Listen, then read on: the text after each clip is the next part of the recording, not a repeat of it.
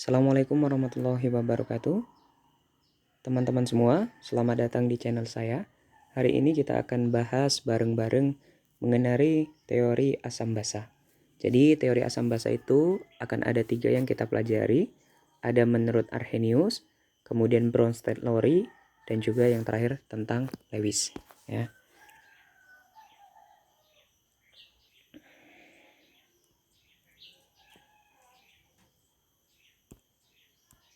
Oke, kita mulai. Yang pertama tentang asam basa Arrhenius. Ya.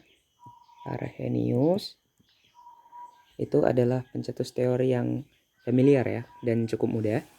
Jadi si Arrhenius ini mengatakan kalau asam adalah senyawa yang di dalam air,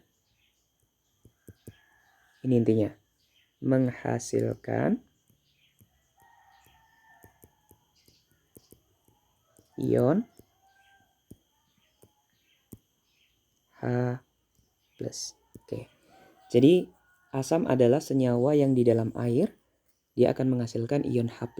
Ion H+ ini nama kerennya adalah ion hidronium. Kemudian kalau basa adalah senyawa yang di dalam air melepaskan ion OH-. Oke, jadi ini bedanya. Arrhenius asamnya menghasilkan ion H+, sedangkan basanya melepaskan ion OH-. Kita langsung ke contoh. Ya, kita langsung ke contoh saja.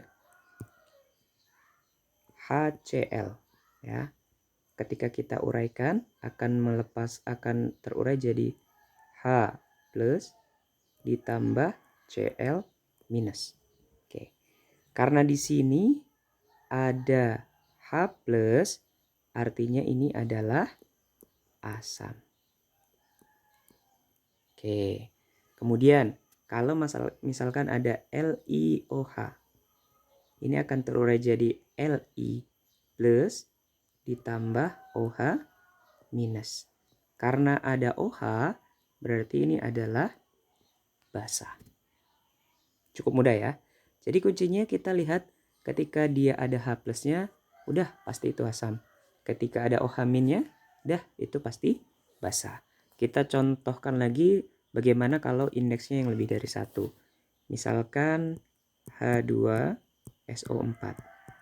Ini akan terurai jadi 2-nya jadi koefisien H+ ditambah SO4. Indeks H jadi muatan temennya 2-. Jadi ini adalah lagi-lagi H+, asam. Ya. Kemudian kalau ada HNO3, ini akan terurai jadi H+, H+ ditambah NO3-. Karena H+ ini asam. Satu contoh lagi, misalkan LiOH.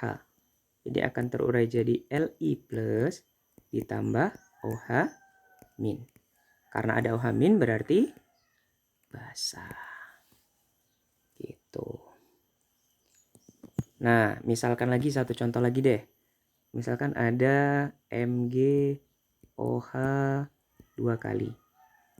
Jadi Mg 2-nya jadi muatan Mg 2+ ditambah 2 OH-. Karena OH- berarti ya basa. Oke.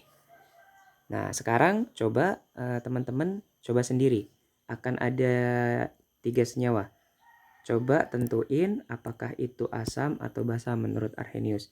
Ada H3PO4, ada NaOH, ada AlOH 3 kali. Oke, silahkan ya. Silahkan sebelum lanjut ke teori Bronsted-Lowry. Coba tentuin. H3PO4 itu apa? NaOH apa? AlOH 3 kali itu apa? Silahkan tulis di kolom komentar. Kita lanjut. Oke.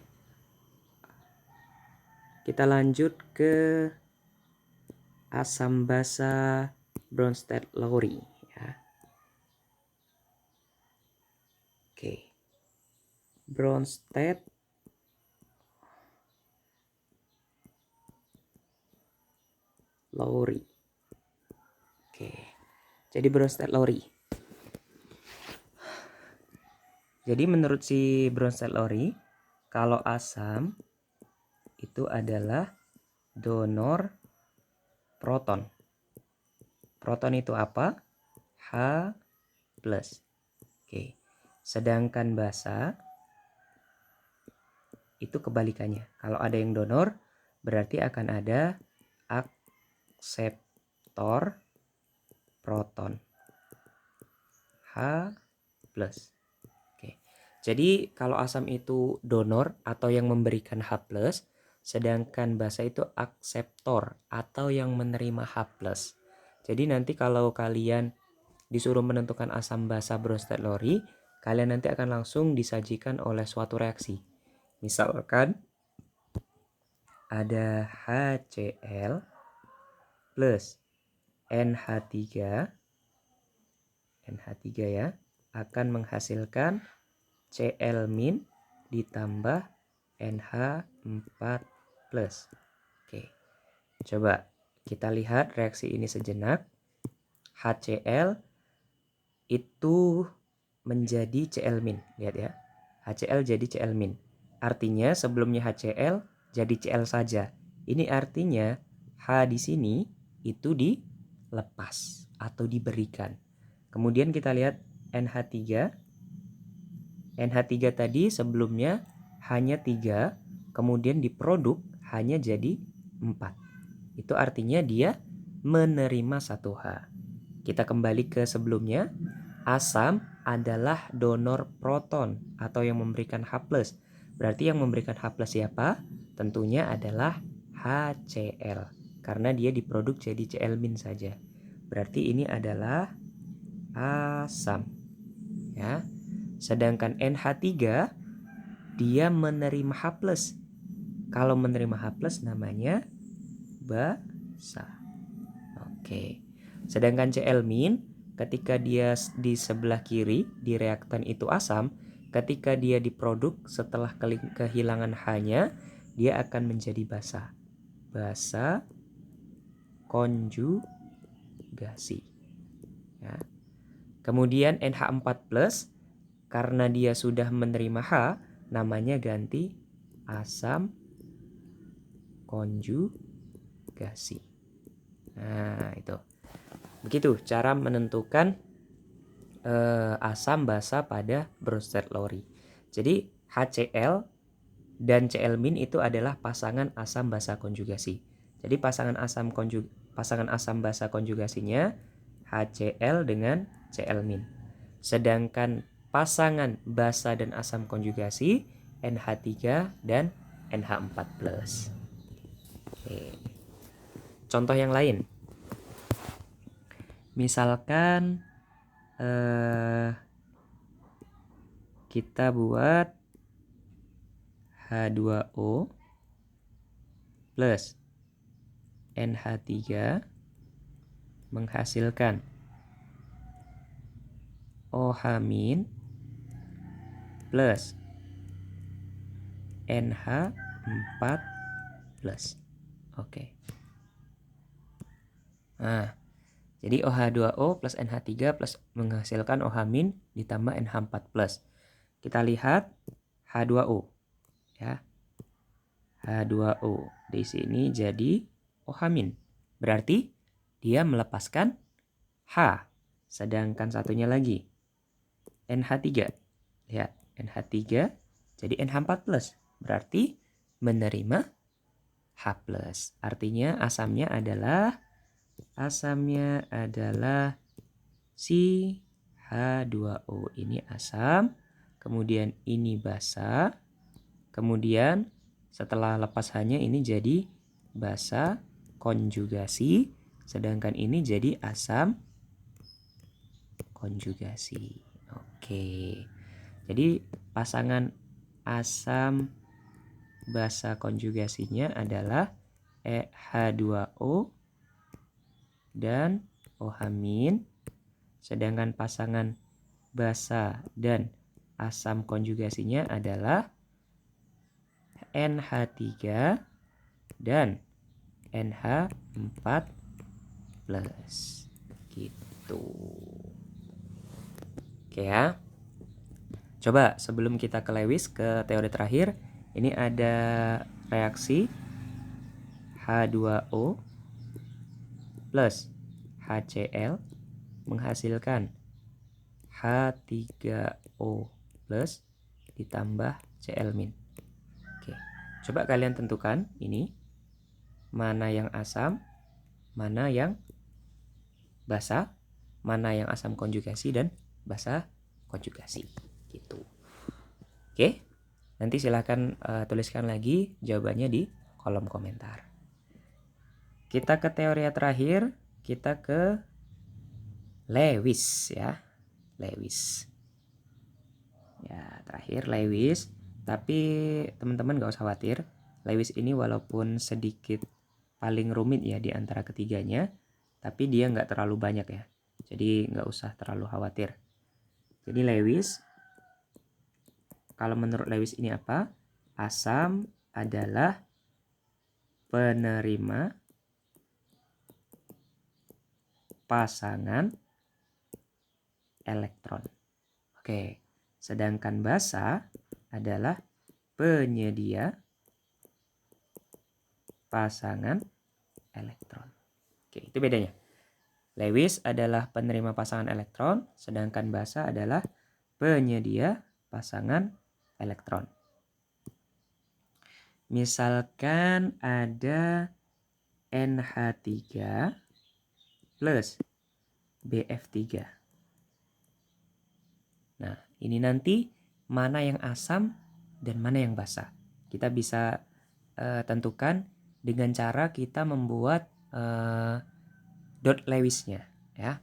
Jadi kalau NH3, N itu adalah golongan ke-5 ya. Golongan ke-5 berarti dia dotnya ada 5. Kita buat 1, 2, 3, 4, 5. Oke ya. Sedangkan H itu 1 ya. Kita buat di sini, kita lainkan warnanya supaya jelas. Ini H itu punya 1. Ini H punya 1 juga. H punya 1 juga. Oke. Jadi seperti ini. Jadi dia punya 2 elektron bebas. Oke. Dan ini sudah stabil ya NH3 karena N-nya di atom pusatnya sudah punya 8 elektron. Ya. 2, 4, 6, 8. Oke. Kemudian BF3. B itu adalah golongan ketiga. Jadi dia di B-nya dia punya 3 elektron. 1, 2, 3. Oke ya. F dia adalah golongan 7. Berarti dia punya 7 elektron. F berarti ketambahan 1 elektron dari B dia sudah stabil. Nah, 8 ya. Kemudian F1-nya lagi sini. Ini seperti kita belajar tentang ikatan kovalen ya. Kita buat dot F. Oke. Jadi F-nya sama juga. 7 ya.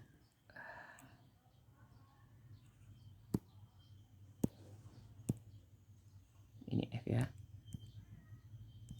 7 juga. Titik. Nah, berarti si atom pusatnya ini, si B ini baru punya 6 ya. 1, 2, 4, 6. Berarti kurang berapa elektron? Kurang 2 di sini. Dengan cara apa?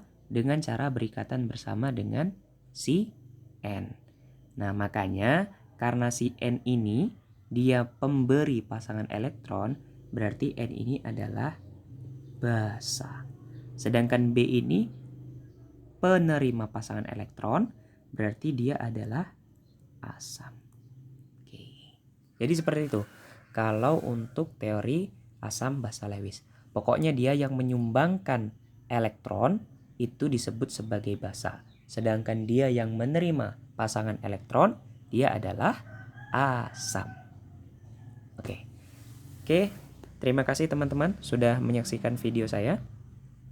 Silakan tinggalkan like dan subscribe jika video ini membantu teman-teman. Tapi jika video ini dirasa mengganggu, silakan tinggalkan dislike. Cukup dari saya. Saya akhiri. Wassalamualaikum warahmatullahi wabarakatuh.